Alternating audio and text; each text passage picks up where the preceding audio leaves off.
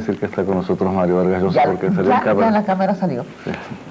Que salió en la primera página del Universal, a página completa. Y como que se fue al aire del programa o se fue el monitor. El monitor ese se apagó. Y está en el Nacional en primera página, está en el diario en primera página, y está en la radio, y está en la televisión, y está en la sopa, y está firmando libros. Y uno se complace al ver tanto despliegue de información y fotos de Mario Vargas Llosa, su visita a Venezuela. Se produce igual fenómeno en otros países latinoamericanos, en otros países anglosajones, o es el síntoma de estima de la cultura, o es el culto a la fama de cualquier cosa, de un torero o de un hombre que viene con moda. Yo creo que es la generosidad un poco exagerada de los venezolanos, la que me recibe siempre de esa manera. ¿Más que en otros países, crees tú? Mira, siempre en Venezuela he visto así una cordialidad muy particular, muy especial, ¿la? Desde la primera vez que vine aquí. Pero no universal. ¿Cómo? Una cordialidad no universal, especial, pero no universal. Bueno, no generalizada. Mejor porque uno se volvería vanidoso, ¿no? Claro, porque... por el contrario, tú sabes, creo que las manifestaciones así de aprecio automáticamente generan como contrapartida también una severidad crítica en otros sectores. Tú has sido ¿no? polémico cada vez que has venido. Cuando viniste hace 15 años, dijiste aquel discurso célebre, sí, claro. Que cayó muy bien en un sector y muy mal en otro. Sí. Y ahora con la evolución pues de tus ideas sobre la política y la sociedad, en estos días pasados tú encabezaste en Lima una manifestación de protesta por la invasión, por el golpe de Estado en Polonia, y hubo un titular acá que decía Vargas Llosa furioso con lo de Polonia, y uno entendía que querían decir histérico, ¿no? Era una agresión que le estaban haciendo, ¿no? La misma gente que te exaltó y te recibió también hace 15 años y que ahora están furiosos contigo. Es imposible hacer la unanimidad, ¿no? Y bueno, mejor yo pienso que es bueno que uno esté sometido siempre a la crítica, ¿no? Ahora, como lo que nosotros hacemos en esos minutos del programa es comentar la prensa, yo lo que estaba comentando era realmente la toma de los periódicos por Mario Vargas Llosa. Es una cosa que nos complace a todos y algo a la vez que es la contrapartida que nos preocupa a todos, y quisiera comentarlo con Mario. Suspendida la circulación de la prensa, ocupado por la policía el diario La Prensa de Managua, 3 heridos a balazos cuando manifestaban frente al periódico y pedían su confiscación, el gobierno asumió la conducción del medio de comunicación social.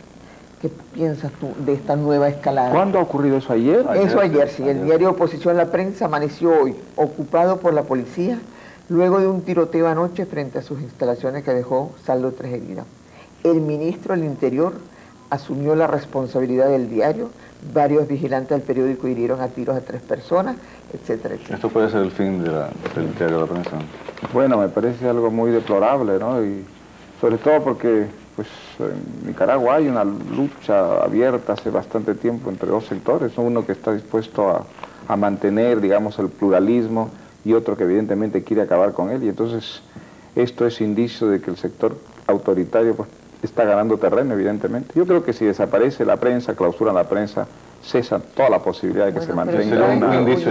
Sería realmente... Si por continuos viajes no has podido darte cuenta ahora, pero muy recientemente Monseñor Obando, que tenía acceso continuamente a través de las misas que se televisaban y pasaban por radio, eso fue suspendido también. Eso, otro corte. Sería realmente una tragedia si esa revolución toma... Sería una tragedia, sí, porque yo estuve en Nicaragua en el mes de julio y mi impresión fue que, aunque evidentemente había una pugna entre estos 2 sectores dentro del mismo sandinismo, la lucha no estaba decidida, es decir, que había todavía posibilidades, ¿no es verdad?, de que prevaleciera la opción pluralista y abierta, ¿no? Pero estos indicios, claro, son sumamente preocupantes, ¿no? Sí, bueno, hemos invitado a Mario Vargas Llosa, evidentemente, con motivo de este libro, publicado recientemente, La Guerra del Fin del Mundo, que es el suceso editorial más importante desde todo punto de vista en el mundo hispanoamericano en el año que acaba de terminar. La Guerra del Fin del Mundo es el primero en ventas en todas partes, pero eso por sí solo no significaría demasiado, pues hay libros intrascendentes que han sido bestsellers. Yo estoy persuadido, estamos, Sofía, persuadidos de que este libro es ya, pues, al existir y ser lo que es, uno de los grandes clásicos de nuestra literatura hispanoamericana, ¿no? Ahora, Mario, ocurre Tendremos que hacerte unas preguntas clásicas porque además eso repetitiva ayuda a la comprensión del libro y que la gente lo lea con la pasión de que lo leemos nosotros. Ocurre con este libro la singularidad que tiene una deuda directa y además completamente reconocida con uno de los libros más importantes y más aclamados de la literatura norteamericana del siglo XIX, los Sertones. No, latinoamericana. Latinoamericana, dije yo, sí. Del brasilero Euclides da Cunha. No tiene el riesgo de entrar en competencia directa con los Sertones. Bueno, es una novela, ¿no? Y Los Sertones es un ensayo histórico, sociológico, sobre el mismo asunto. Pero fue una audacia enfrentarse sí, en cierto sentido, indudablemente, ¿no? Ahora, Los Sertones fue realmente el factor desencadenante. Yo no hubiera escrito mi novela si no hubiera leído Sertones. ¿Cuándo lo leí? Hará unos 10 años, unos 10, 8 años, y ha sido una de mis experiencias más conmovedoras como lector encontrarme con ese libro. ¿Por qué te pegó de tal manera en lo que había en la rebelión del hinterland del noreste de Yo creo que por varias razones. En un sentido, porque me parece que lo que ocurrió en Canudos es como en un pequeño laboratorio, digamos, un fenómeno que han vivido todos nuestros países en algún momento de su historia, ¿no? Un poco la anécdota de manera sucinta. En dos palabras, sí. Pues es algo que ocurre unos pocos años después de instalada la República en el Brasil. La República se instala en el año 1889 de una manera pacífica. Los militares y sectores intelectuales deponen a la monarquía, el rey parte exiliado a Europa y se instala la República. Y es una república que es aceptada con beneplácito prácticamente por todo el Brasil, diríamos, oficial, urbano. Y entonces la República pues inspira muchas esperanzas, se piensa que la República va a traer la justicia, la libertad, el progreso. Bueno, la gran sorpresa de los republicanos es que quienes de pronto se rebelan contra la República son las gentes más humildes, más desfavorecidas del Brasil, los campesinos de la región del nordeste, del interior de Bahía. De esa geografía que llaman el Sertón. El Sertão, exactamente, ¿no? La parte del interior de Bahía. Y entonces, esto es un proceso largo. Al principio van pequeñas expediciones militares que son derrotadas sistemáticamente hasta que es derrotado uno de los regimientos, digamos, de élite del ejército brasileño, el 7º regimiento, que dirigía un coronel muy famoso, un coronel republicano, el coronel Moreira César. Y esto provoca un escándalo nacional. Es decir, a partir de ese momento, esa rebelión pues cobra unas proporciones extraordinarias y entonces surge toda una campaña en la prensa. En el ánimo de la gente, ¿no? En el ánimo de la gente. Sí. A raíz sobre todo de una campaña de la prensa, una campaña de los intelectuales en las universidades, en los foros, en el Congreso. Toda la gente progresista, ¿no? La gente progresista ve en este movimiento una conspiración de los antiguos dirigentes monárquicos, de los latifundistas del norte y de Inglaterra, que había tenido unas relaciones privilegiadas con Brasil. Y entonces pues parte prácticamente así todo el ejército brasileño, apoyado por la opinión pública progresista, a combatir a estos conspiradores, ¿no? Y la guerra es una guerra terrible, por la que mueren miles de brasileños. Y entre las personas que parte Euclides da Cunha, convencido de que va a combatir una conspiración contra la soberanía del país, contra el progreso del país. Y solo después de terminada la guerra, o sea, después de la gran matanza en que termina esta guerra, en la que se calcula que mueren 40.000 personas, Euclides da Cunha es el primer brasileño en darse cuenta del malentendido espantoso que ha vivido el país, ¿no? Descubre pues que no jamás hubo ninguna conspiración, que jamás hubo un oficial inglés, ni un oficial monárquico, ni siquiera un latifundista baiano en el bando de los yagunzos, que era un bando de gentes humildísimas, fanatizadas por un predicador religioso que convenció a esta gente de que la república era simplemente la encarnación del anticristo, ¿no? Y entonces a mí me apasionó ese malentendido, ¿no? Derivado, diríamos, de fanatismos recíprocos, de fanatismos paralelos que llegaron a crear realmente una división tal que impidió a los contendientes comunicarse en ningún momento, ¿no? Sí, tú has dicho en entrevistas que te han hecho en Caracas y en otros sitios que te pareció una especie de ejemplo paradigmático de cómo la ideología puede impedir la comprensión mutua de hombres que son en realidad, como en este caso, no solamente seres humanos unos y otros, sino compatriotas. Exactamente. Que cada uno tenía una idea errónea del otro bando, ¿no? Claro. Cada uno construyó una especie de figura mítica del adversario para poder odiarlo mejor, ¿no?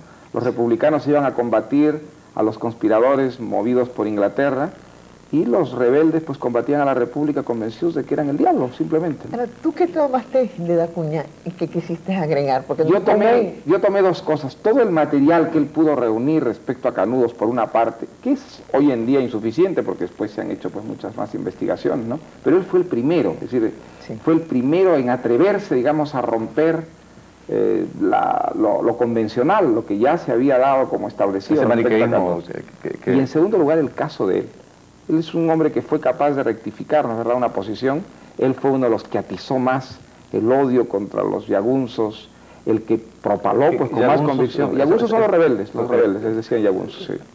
Quiere decir alzados, es una palabra local, ¿no? Sí. Quiere decir alzados. Y entonces los sertones es en realidad un examen de conciencia, una autocrítica, diríamos hoy día, ¿no? De posiciones, que eran posiciones esencialmente dictadas por el prejuicio ideológico, ¿no? Además, es decir, porque todo el mundo, yo he visto hoy todas las entrevistas periodísticas, sí, donde cada uno cree que hay ahí una serie de posiciones políticas tuyas que tú quieres demostrar, etcétera. Pero ¿qué has querido tú agregar? Yo he querido mostrar sobre todo cómo la visión puramente ideológica de la realidad es siempre insuficiente, a menudo absolutamente errónea, y el punto de partida de malentendidos que pueden terminar en matanzas. Es decir, creo que eso es el elemento más aleccionador en el caso de Canudos, ¿no? Como la visión puramente ideológica, es decir, una construcción esquemática, intelectual, que además presupone ser una verdad absoluta, la llave, ¿no es cierto?, de la comprensión de la realidad, a lo que lleva a esas actitudes tan fanáticas como las de los fanáticos religiosos de la Edad Media o del siglo XIX en este caso. Ahora, ¿no? a mí se me pone que tú sobre todo lo que has querido es escribir una novela.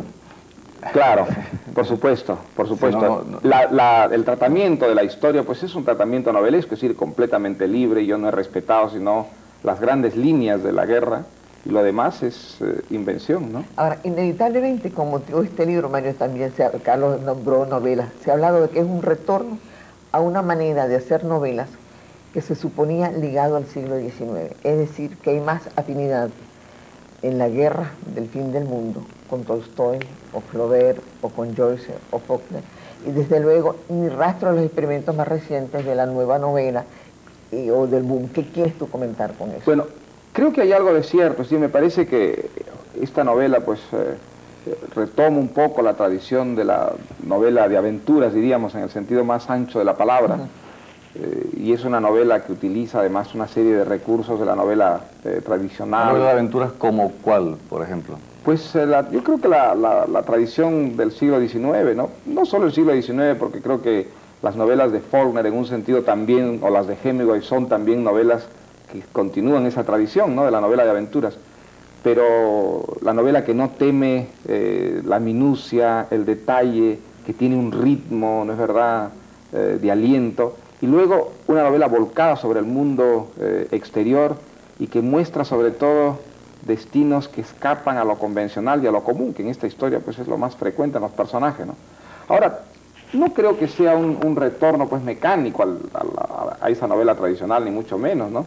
Creo que es un retorno ya sin inocencia, es decir, aprovechando todas las experiencias de la novela moderna, contemporánea. No creo que nadie sostenga que tú has escrito como Flaubert o como Tolstoy, pero sí dicen algunos, bueno, pero ¿qué pasó? Que la novela había hecho progreso, o sea, otra vez el progresismo, ¿no? En la manera de narrar, en las limitaciones que se pone el novelista, en el uso del tiempo. Y resulta que Mario Vargas Llosa nos vuelve a escribir una novela, una narración más o menos lineal, con saltos en el tiempo, pero muy comprensibles. Nadie se pierde yo creo en esta novela, es un relato que se sigue con pasión, además, uno comienza a leer el libro y tiene que terminarlo. Pero todos esos elementos así de la novela, digamos, experimental, me parece que en este libro están integrados, ¿no?, a una cosa más compleja, más completa, que es indispensable en una historia de esta naturaleza. Es decir, hay tantos personajes, tantos episodios, la historia ocurre simultáneamente en tantos planos, que si desde el punto de vista de la estructura y desde el punto de vista del lenguaje uno subrayara esa complejidad, se llegaría al laberinto y a la oscuridad, ¿no? Sí, entonces, yo quisiera decir, por ejemplo, para quienes han leído o intentado leer Rayuela, digamos, ¿no?, para mencionar un título, que este libro no presenta dificultades de lectura, cosa que es muy refrescante, muy agradable.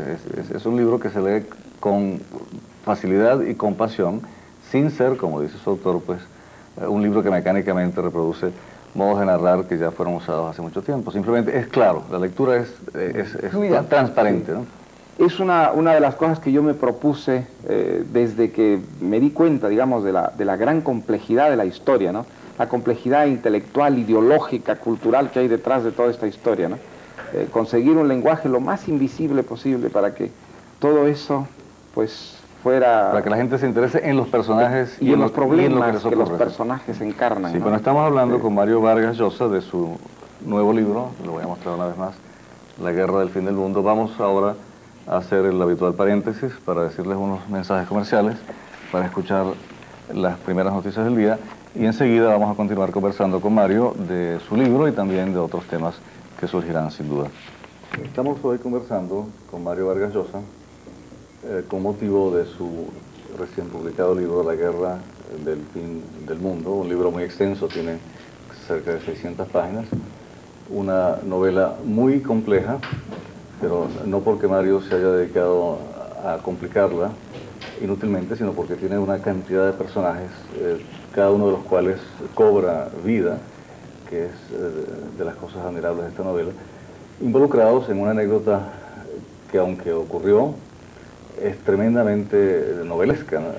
Y muy dramática. Perdón, me dicen que no me he puesto el micrófono, de manera que voy a repetir lo que estaba diciendo brevemente. Estamos con Mario Vargas Llosa hablando de su libro nuevo, La guerra del fin del mundo, un libro extenso que se lee, sin embargo, sin pausa, ¿no? Que realmente la experiencia mía con este libro y la de Sofía fue que al comenzar a leerlo nos estábamos disputando a ver quién leía las próximas 50 páginas, ¿no? Tiene una excelente venta en todas partes, pero además, como dijimos al principio, estamos seguros de que será uno de los clásicos de la literatura hispanoamericana de todos los tiempos. No es exagerado lo que digo. Otra de las preguntas que le hacen a Mario con el libro, que no es común que un novelista tome como tema eventos sucedidos en otro país y en otro idioma, y menos para hacer una novela realista donde se persigue la fidelidad de cada detalle. ¿Cuánta investigación adicional tuviste que hacer tú, además del estudio minucioso del libro de Acuña, que fuiste a los Sartones? Pero yo creo que estuviste mucho tiempo en la biblioteca, en Wilson Center, estuviste creo que en la librería, en la biblioteca de Washington o de New York. ¿Cuánto tiempo? Pero también en el sitio mismo, ¿no? Sí. Bueno, cuando comencé a escribir la novela, pues la documentación me costó mucho trabajo, porque la bibliografía sobre Canudos es difícil de conseguir, ¿no? Canudos, entonces, vale la pena decirlo, el nombre del pueblo. Del lugar donde estuvo el reducto, ¿no? Donde llegaron a vivir hasta 30.000 o 40.000 personas allí, ¿no? Parece que vivieron hasta 50.000 personas. Y los mataron a todos. Prácticamente. Bueno, hubo unos cuantos sobrevivientes, pero prácticamente murieron todos en la guerra. Sí, la documentación me tomó mucho tiempo y además mucho trabajo, porque es una bibliografía pues que está muy dispersa, que es muy difícil de conseguir. Pero tú pudiste leer una cosa que se llama los jacobinos, ¿no? Sí, yo conseguí, bueno, estuve en Brasil, claro, unos meses, y allí encontré muchas cosas. Y después en la Biblioteca del Congreso en Washington encontré sobre todo colecciones de periódicos de época, que era lo que más me interesaba. Un periódico sobre todo que fue un periódico que tuvo un papel muy importante en los meses de la guerra, que se llama el Jacobino, ¿no? Jacobino, que tuve la suerte de consultarlo en la Biblioteca del Congreso y tenía una colección completa. ¿Tuviste más facilidad en la Biblioteca del Congreso que en la cantidad de... Para los periódicos incluso más facilidad que en la propia Bahía, donde algunas de las colecciones pues son o incompletas o están en mal estado de conservación, ¿no? De eso hablaré. Sí. Me costó mucho esfuerzo la documentación, pero no hice esta documentación con el ánimo de ser absolutamente fiel, ¿no? Sino pero para ambientar, para mentir con conocimiento de causa. ¿Qué recuerdas aquel personaje de Contrapunto, el padre del novelista, que decía, qué suerte tienes tú, porque tú te sientas a escribir y escribes lo que se te ocurre, y yo que soy historiador, que no lo era tampoco, tengo que hacer una investigación minuciosa y por eso nunca puedo terminar mi libro, ¿te acuerdas? Sí. No es así que ocurre la cosa. Bueno, a mí, digamos, el conocer lo que ocurrió me da una cierta seguridad para fantasear sobre lo que ocurrió. Es decir, no he sido fiel, sino en las grandes líneas a la historia. En muchas cosas la he alterado con toda deliberación y alevosía, ¿no? Ahora, la historia de Canudos al mismo tiempo es una historia solo en parte es una leyenda, en parte es un mito, como buena parte de las historias, supongo. Pero en este caso con mayor razón, porque por lo menos uno de los bandos, el de los rebeldes, casi no dejó documentos escritos. Lo que dejó fueron leyendas, mitos, y eso está muy vivo en la región. La gente de la región lo revive. Totalmente, porque todas las familias de los sertones bahianos pues tienen parientes que murieron, que participaron en la guerra. Y es que eso ocurrió hace muy poco. En el año 1897 fue la batalla guerra final fue sí, hace apenas 83 años. Entonces, pues hay hijos, ¿no?, de los participantes que están vivos, y muchos nietos y sobrinos. Y además hay toda una mitología en torno al personaje de Antonio Conselleiro y a los principales protagonistas de la historia, ¿no? Y eso me sirvió tanto o más que los mismos documentos, ¿no? Ahora, antes yo decía que este libro tiene casi 600 páginas. Se le ha reprochado a Mario Vargas Llosa esto, ¿no?, como si fuera un pecado. Escribir novelas largas. Poder escribir una novela larga. Uno se hace la pregunta, ¿cómo hace Mario Vargas Llosa, escritor latinoamericano, para escribir tanto? En Venezuela y en otros de nuestros países, como tú lo sabes mejor que nosotros, hay novelistas que tienen una reputación hecha con una novela corta, seguramente copiada del Nouveau Roman o algo así, escrita hace 15 o 20 años, ¿no? Y que cuando se les pregunta por qué no escriben otra cosa, pues algo adicional, dicen que escribir una novela es demasiado difícil. Claro que si ellos se dedicaran a escribir La guerra del fin del mundo, que es un relato anecdótico, lo harían sin dificultad, pero que una novela que valga la pena, que no traicione sus principios estéticos y éticos, la harían, es casi imposible de repetir esa hazaña que hicieron hace 20 años, ¿no? ¿Cómo escribes tú tanto? Yo estoy de acuerdo con uno de los temas que has tocado, ¿no? Es decir, de que una novela es una cosa difícil de hacer. Yo creo que es muy difícil, es decir, que cuesta un gran esfuerzo. Pero esta más que una novela. Esta más que las otras para mí, por el hecho de ser una novela situada en un país extranjero, cuyos personajes hablan un idioma que no es el idioma en el que está escrita la novela, y el hecho además de que no sea una historia contemporánea, sino una historia que ocurre pues en el pasado, lo que yo no tenía experiencia para ese tipo de... Pero al mismo tiempo, mira, eso le dio a este trabajo una novedad, ¿no?, enorme, fue un desafío. Y además el tema me apasionaba tanto, los personajes me seducían tanto, que realmente he trabajado con un entusiasmo como creo que no he trabajado en ningún otro de mis libros, ¿no? Sí, pero tus títulos vienen uno tras otro. Estuviste 4 años haciendo este libro, pero entre tantos aparecieron otros títulos, y tu producción hoy en día ya llena la mitad de un tramo de biblioteca. Y la pregunta, en una región cultural como es Latinoamérica, donde los buenos escritores suelen ser de producción difícil, es ¿cómo hace Mario Vargas Llosa para escribir tanto? Bueno, yo trabajo mucho, yo escribo permanentemente, ¿no? Para mí escribir es una actividad pues diaria, una actividad que ocupa muchas horas del día. ¿Tú tienes un método, como tenía Thomas Mann, escribir desde la mañana hasta Yo trabajo todos los días, desde muy temprano. Necesito además trabajar así muchas horas cada día para poder ir contaminándome un poco con la historia, con el ambiente de la novela, poder empezar a sentir los personajes, la época. Es algo que yo consigo solo a través de una frecuentación así muy constante. Y entonces, en mi caso, escribir es básicamente un trabajo, una disciplina, ¿no? Tú hablabas de personajes, que algo curioso en La guerra del fin del mundo es que, aunque no es una novela maniquea, donde se presenta un conflicto entre buenos y malos, se nota una simpatía de Mario Vargas Llosa por un personaje más que por otros, por el barón de Cañabrava, quien es, sin embargo, un aristócrata anglófilo. ¿Lo que hiciste tú así o sucedió como esas cosas que de repente nacen en la novela? Claro, uno no elige sus afectos, ¿no? ¿Estás de acuerdo en esto? Sí, yo creo que es verdad. Una debilidad por este personaje. Sí, es un personaje que para mí tiene, digamos, de positivo lo siguiente. Creo que es uno de los pocos personajes que saca las lecciones debidas de lo ocurrido, ¿no? Creo que él es un hombre, sí, un aristócrata, un hombre cuyas ideas son en gran parte anticuadas para la época. Creo que su visión, pues, de la realidad, su idea del gobierno, de los asuntos, es errónea. Pero al mismo tiempo creo que es un hombre honrado, es decir, es un hombre justo, es un hombre que cree realmente aquellas cosas y ha tratado de ajustar su vida a esas ideas. Y luego viene el incidente de Canudos, viene la guerra de Canudos, y todas esas ideas son despedazadas por la realidad, ¿no es verdad? Todo lo que creía como bueno para la sociedad, para los hombres, pues los hechos demuestran que es absolutamente inválido, y es un hombre que admite, ¿no es verdad?, su error, admite su equivocación. Hay un capítulo que me costó muchísimo trabajo, que es el último capítulo del Barón de Cañabrava, esa escena entre erótico y trágica en el... Sí, ¿por qué, por cierto? A mí me decía alguien, hubiera sido suficiente que el Barón de Cañabrava, con su tragedia, su mujer loca, se hubiese levantado ese día, hubiese caminado a la ventana y hubiese visto que estaban echando flores en el mar, en el sitio donde habían tirado el cadáver de Antonio Consejero. Sí. ¿Por qué lo otro? Bueno, porque yo creo que este hombre es un hombre que ha vivido como Moreira César, como, bueno, los republicanos o los rebeldes, totalmente subordinado a una convicción, ¿no? Una convicción, en su caso, racional, absolutamente racional, toda una ideología, y eso es lo que ha quedado desmentido, negado, rechazado por la realidad.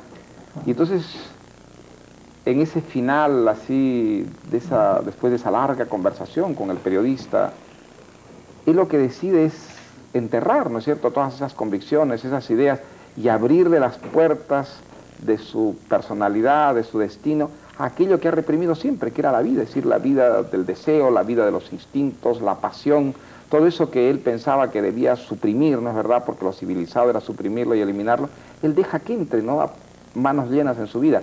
Puede ser una decisión discutible, pero es una manera de rectificación radical de todo lo que él ha creído y pensado, ¿no? Sí, es como el resultado de todo el cambio que le ha ocurrido, de los cambios que han ocurrido y del cambio del personaje.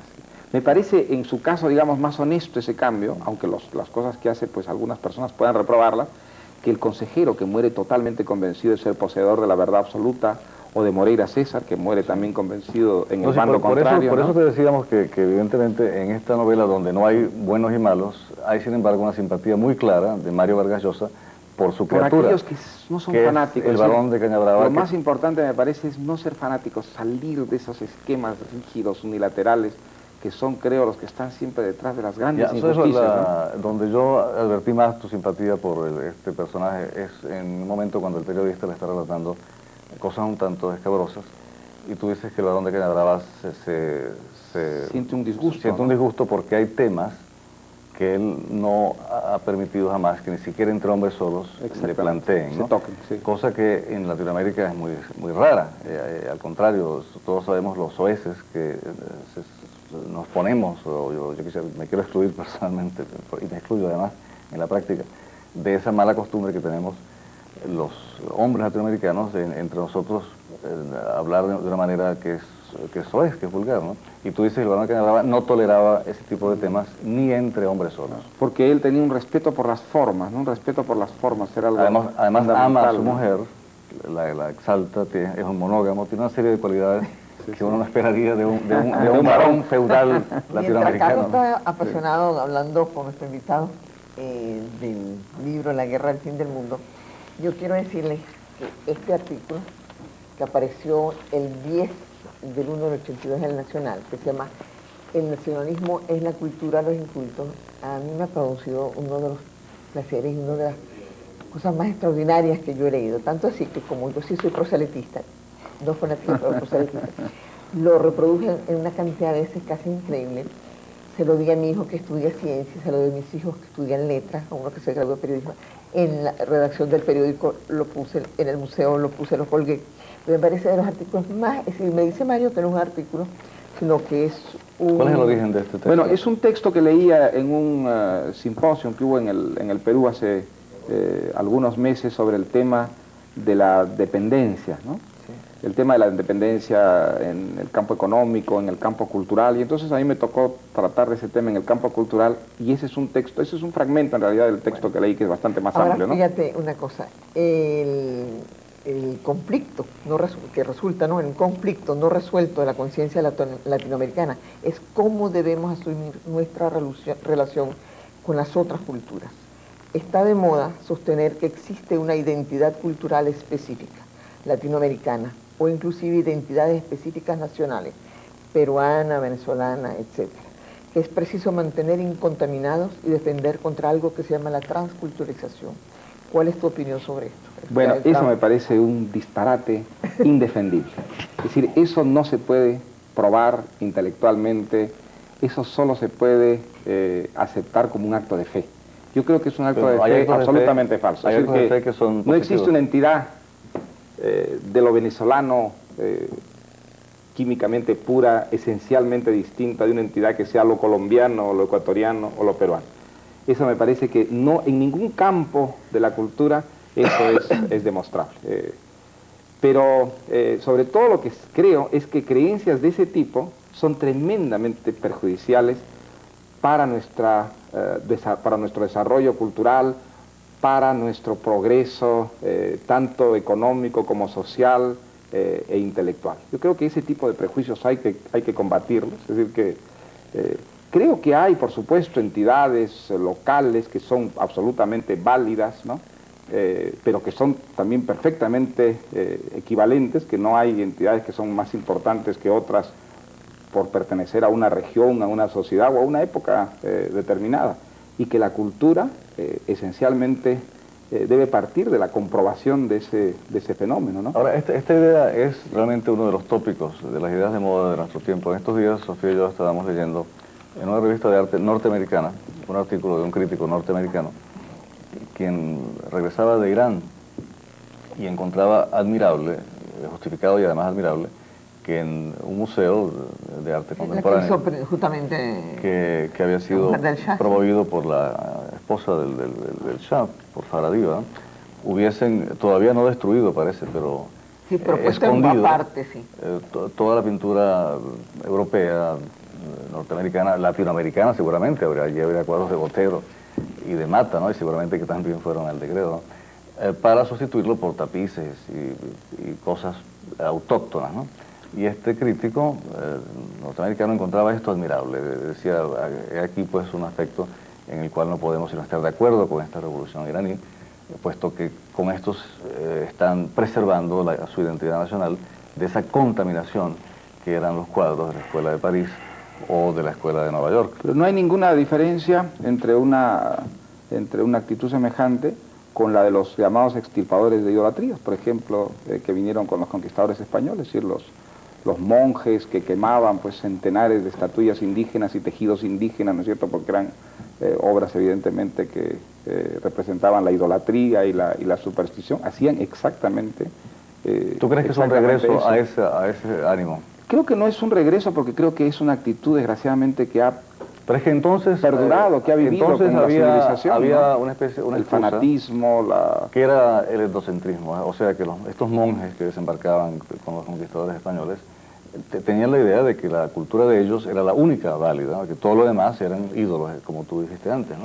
Traían esa convicción ingenua, totalmente etnocéntrica, ¿no? Ahora el etnocentrismo ya no es posible. Pero esa convicción ha prevalecido, esa convicción hoy día pues tiene el nombre de nacionalismo, se embosca detrás del llamado nacionalismo. ¿Por qué dices tú que el nacionalismo es la cultura de los incultos? Explica esa frase. Porque el nacionalismo parte de un prejuicio, es decir, un prejuicio que solamente puede resultar de la ignorancia. Parte del supuesto de que lo propio es de por sí un valor y que lo extranjero es de por sí un desvalor. Eso pues no es demostrable, es decir, es absolutamente imposible de demostrar eso. Eso no resiste a un examen racional y sin embargo el nacionalismo parte de ese supuesto, arraiga en esa convicción, ¿no? Lo extraordinario es que sean hombres de cultura, quienes en muchos casos defienden y propalan esas ideas profundamente incultas, ¿no? Sí, extraordinario y bastante... Es decir, un hombre como yo que viene de un país de culturas tan diversas como es el Perú, donde pues la influencia africana, la influencia oriental son muy importantes, donde la influencia indígena no ha desaparecido de ninguna manera, donde la influencia occidental es múltiple, porque no es solamente hispánica, ¿no? ¿Cómo podría ser nacionalista sin cometer una aberración, una negación de la realidad cultural propia, ¿no? Creo que hay que combatir ese prejuicio porque me parece que es un prejuicio que nos hace muchísimo daño, sobre todo en un continente como en América Latina, donde realmente el común denominador para mí es infinitamente más amplio que aquello que nos diferencia localmente, regionalmente o nacionalmente, ¿no? Esto no significa pues negar que haya ciertas características nacionales, desde luego, es decir, eso es evidente, es importante tenerlo en cuenta, pero al mismo tiempo creo que es muy importante tener en cuenta que junto con eso hay una comunidad de intereses, de valores, de experiencias que compartimos los latinoamericanos por encima o por debajo de la frontera, ¿no? Muy bien, vamos a hacer ahora un pequeño paréntesis y enseguida continuaremos conversando con Mario Vargas Llosa. En Venezuela, desde hace años, nos venimos haciendo una pregunta muy importante. Queda hoy de moda y que realmente permea todo el discurso cultural y político, ¿no?, en América Latina, de que América Latina o inclusive los países que la conforman tienen una identidad cultural que hay que defender contra lo extranjero, una dependencia cultural que hay que romper. Mario Vargas Llosa nos acaba de decir que en su concepto las nociones de propio y ajeno, de nacional y extranjero, son absurdas en el dominio cultural. Tal vez sería más claro si tú nos explicas esta idea con relación a grandes figuras literarias de nuestro continente, Rubén Darío, Vallejo, Borges, y tú mismo, ¿no? Pues yo creo que se puede decir que es una regla casi sin excepciones, que los grandes creadores en América Latina, en todos los campos, no solo en el literario, lo han sido porque no tuvieron o porque superaron el prejuicio nacionalista, es decir, y construyeron sus obras a partir del prejuicio nacionalista o regionalista. Es el peruanismo o el venezolanismo. El regionalismo sería la idea de que Latinoamérica... No es una variante, no es una variante del nacionalismo, es la misma actitud con distintas etiquetas, ¿no? Pero creo que el caso de Rubén Darío, como el caso de Borges, como el caso de Octavio Paz, para hablar de escritores, pero se podría hablar también pues de Tamayo, se podría hablar de Lam, se podría hablar de Mata, ¿no es verdad? O entre los venezolanos se puede hablar de Soto. Son grandes creadores porque estuvieron abiertos a todas las corrientes, ¿no? Que es a la vez, paradójicamente, uno de los héroes de quienes hoy por hoy sostienen estas Bueno, Vallejo sería incomprensible, primero sin el modernismo, ¿no? La primera parte de la obra de Vallejo pues está contaminada de un modernismo que es mucho más latinoamericano que peruano, ¿no? Por ejemplo, Rari Rey sí que es importantísimo para el Vallejo de los Heraldos Negros. Pero luego, el Vallejo ya de Trilce, para no hablar del Vallejo de los poemas humanos, es un Vallejo que está contaminado verdaderamente de todas las corrientes de vanguardia de la entreguerra europea, ¿no? Tú usas la palabra contaminado que lleva involucrada el prejuicio.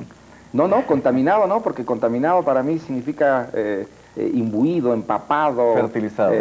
Sí, contaminado, es decir, es un hombre que ha recibido, ¿no es verdad?, toda esa clase de alimentos diversos, heterogéneos, que fueron las vanguardias pues que, bueno, aunque tuvieron un sello francés en gran parte, no fueron solo francesas, ¿no?, porque también fueron italiana, española, y todo eso está detrás de la obra de Vallejo. Ahora, él añade fundamentalmente una experiencia, que es una experiencia profundamente local primero, luego nacional y luego americana. Eso indudablemente está en Vallejo, como creo que está en Rubén Darío, como creo que está en Borges, que está acusado de cosmopolita, pero me parece que también es profundamente local y nacional, ¿no es verdad?, como experiencia de base. Pero el puro nacionalismo, el puro regionalismo, ¿qué es lo que ha dado de perdurable en la cultura latinoamericana? Realmente muy poca cosa. Ahora, ¿tú te has dado cuenta, Mario, o te importa o no te importa que estas nuevas ideas tuyas choquen de frente contra las que sostuvo Gabriel García Márquez en el reciente Congreso de Intelectuales en La Habana? Y hasta de tus antiguos amigos políticos dicen que lo que pasa es que tú has virado hacia la derecha, que tú eres un derechista. Que estas ideas son derechistas. Que estas ideas son derechistas. Bueno, esa es una acusación que realmente no me importa mucho. El discurso tuyo parece que te ha traído disgusto. Me ha traído polémicas, ¿no? Sí, me ha traído polémicas, sí.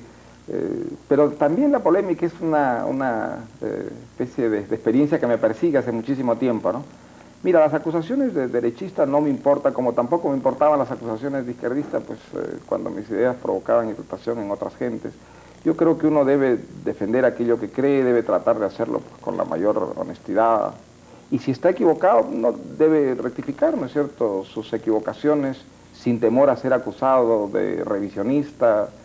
Creo que un intelectual no puede permitirse el lujo, ¿no es verdad?, de no cambiar, de no evolucionar, de no modificar sus ideas. No has perdido a tus antiguos amigos, porque muchas veces la gente se mantiene en un surco, ya no creyendo en lo que lo hizo entrar en ese surco, porque se ha hecho la vida de tal manera que si se sale del surco, pierde sus amigos, pierde a su editor, tal vez. Tú recuerdas, y además creo que lo debes haber sabido de primera mano, que cuando Cabrera Infante hizo lo que hizo, pues volvió a Cuba, encontró que aquello no servía y se exiló, sus libros fueron prácticamente boicoteados por su propio editor. Tú lo sabes. Sí. Bueno, esa es la Inquisición de los tiempos modernos, ¿no? Desgraciadamente, sobre todo en países como los nuestros, que tienen una tradición de unilateralidad, de intransigencia religiosa, política, pues las convicciones tienden a establecer barreras infranqueables, ¿no? Creo que eso es una cosa que hay que combatir, es decir, creo que una cosa es la amistad y otra cosa es las convicciones políticas, así que se puede ser amigo de quien aquellas personas Ahora, que discrepan, pero es verdad que es encabezaste, difícil, ¿no?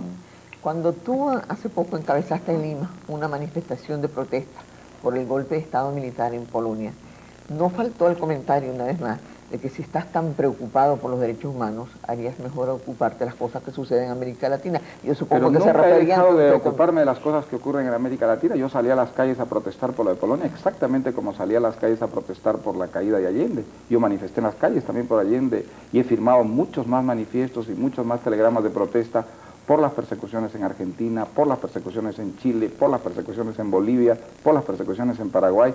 Nadie me puede acusar a mí de no haber protestado y de no protestar en la actualidad por las cosas que ocurren en América Latina. Lo que pasa es que yo no acepto pues eso que he llamado revela hemiplegia moral, ¿no?, de ciertos intelectuales que ven solamente los atropellos que se cometen en el campo de la derecha, pero se niegan a ver los atropellos que se cometen en el campo de la izquierda, como si realmente hubiera alguna diferencia, ¿no?, desde el punto de vista ético.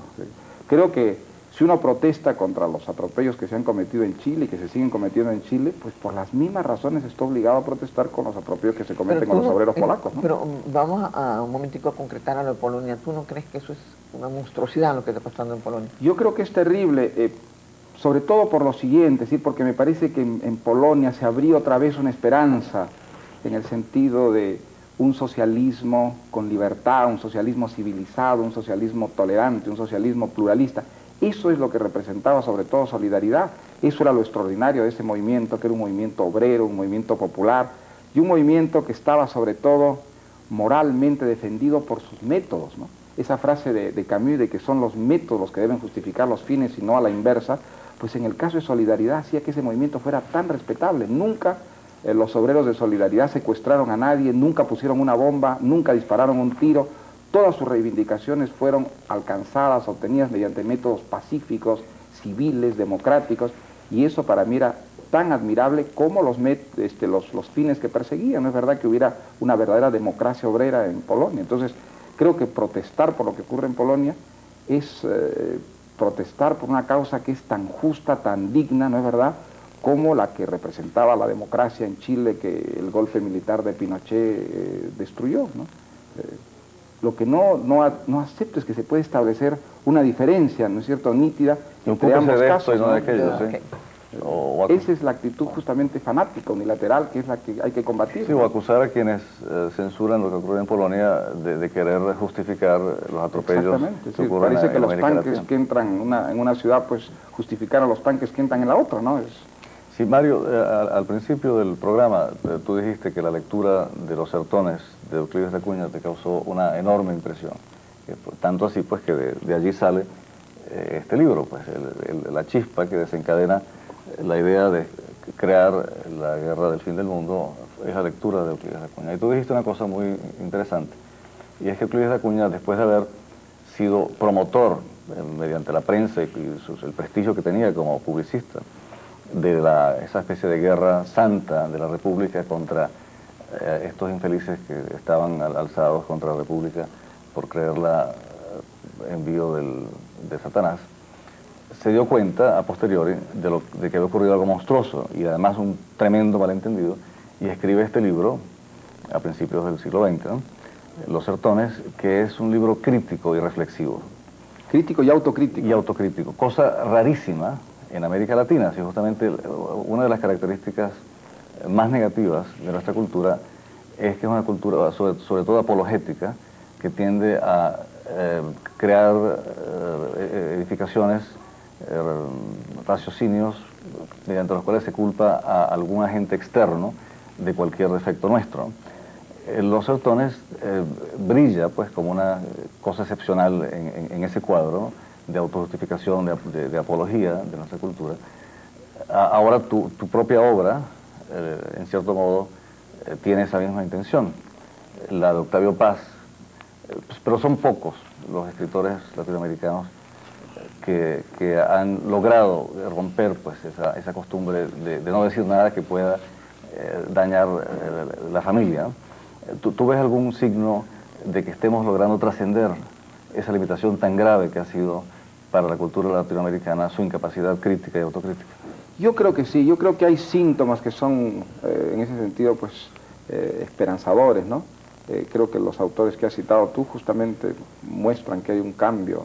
Y creo que en nuestra cultura, es decir, en nuestra tradición, lo mejor que tiene, hay un sentido, digamos, de lo propio en el buen sentido de la palabra, ¿no? Es decir, lo propio como valor y también lo propio como desvalor, ¿no? Creo que nuestros grandes creadores han sido muy conscientes no solo de nuestras virtudes, sino también de nuestros defectos, ¿no? Y que nuestra buena cultura es una cultura crítica, ¿no? ¿Cuáles? Bueno, está Borges, desde luego.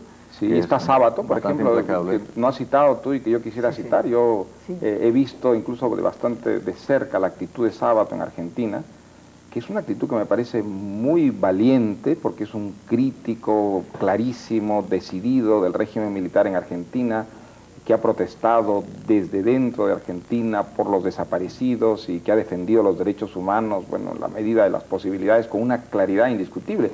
Y al mismo tiempo, un hombre que con la misma convicción pues ha protestado por lo de Polón y protesta por los atropellos que se cometen contra los derechos humanos en cualquier parte del mundo con prescindencia de ideología. Esa es la actitud que me parece realmente... Sí, bueno, pero hubo Murena, hubo Martínez Estrada, pero son figuras aisladas. Yo lo que... Bueno, porque hay muchos escritores que no quieren tener problemas, que quieren tener la vida fácil. La vida fácil, pues, la manera de tener la vida fácil en este campo es, bueno, adoptar una convicción y quedarse en ella... protegido y encerrado y no tener que estarse pronunciando cada vez sobre lo que ocurre. Ese es el problema, y además uno lo ve también en otro campo, que es el de la economía. Los economistas latinoamericanos, muy brillantes, muchos de ellos, han hecho una contribución absolutamente desproporcionada a lo que se llama la teoría de la dependencia, que es en una cápsula, pues, la expresión más perfecta de esta manera de culpar al mundo exterior, a otros, de todas nuestras carencias, ¿no? Yo creo que no hay que exculparlo tampoco totalmente. No, eso desde luego. No es porque sería inexacto, es verdad que ha habido y que hay, ¿no es cierto?, un factor, que es el factor exterior muy importante, ¿no? Es decir, positivamente y negativamente también.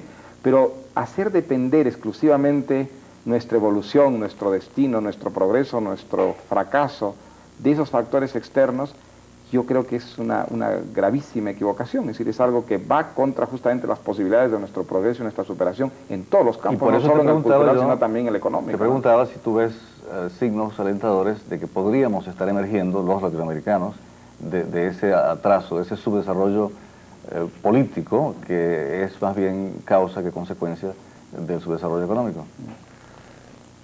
Mira una cosa, en un sentido yo soy bastante optimista, es decir, creo que en América Latina, en los últimos 20 años, si nosotros examinamos lo que ha ocurrido cada vez que un país ha tenido la posibilidad de pronunciarse en condiciones más o menos democráticas y más o menos libres sobre su destino, generalmente la opción que ha triunfado en las ánforas ha sido la buena opción, es decir, ha sido la opción de la civilización, de la convivencia, de la coexistencia, no ha sido nunca la opción apocalíptica ni de derecha ni de izquierda, con algunas excepciones, ¿no?